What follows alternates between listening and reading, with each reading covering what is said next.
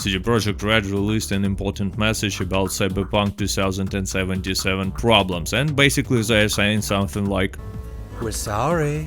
I don't know whether you've seen that South Park episode, but the situation in my opinion is exactly the same. I mean, you can call me cynic or hater, but I don't believe that they are sorry, I'm just not buying it. They didn't show us gameplay on last-gen consoles not because of some mistake. They did it on purpose. CD Projekt Red knew for sure that game will not be playable on the oldest Xbox One and PS4, but they decided to hide it because it's better to have news like Cyberpunk 2077 has 8 million pre-orders or Cyberpunk 2077 is breaking records in Steam, than have news like CD Projekt Red admits that game is not playable on millions of devices and gives a refund. But now they are sorry, and which is interesting, this post was released only few hours before the stock market opening. And yes, they knew for sure that there will be a dramatic decrease in the stock price after the holidays. But anyway, they admit that they should have paid more attention to make a Cyberpunk play better on PlayStation 4 and Xbox One. And even more, there is information about the future patches. They mentioned in the first round of updates that just has been released, and definitely they are talking about patch 104, and actually this one really made the game to work better for me on both Xbox Series X and Xbox One. The difference is not significant, but it definitely runs better, especially on Xbox One. By the way, let me know in the comments whether this patch helped you. Also, there will be new patch within the next 7 days, plus there will be big patch in January and next big patch in February. And quoting now, they won't make the game on last gen look like it's running on high-spec PC or next-gen console, but it will be closer to that experience that is now. I hope that it's true, but I'm afraid that even with all these patches, game on the last-gen console will always look like Cyberpunk 2007. But the most important part of this message is the one where they are talking about the refunds. So if you're playing on a console not satisfied with the purchase and don't want to give CD Projekt a chance, you can refund the game. Again, only cynical cat thinks that they've made it just not to have the problems and scandals with the lawsuits, but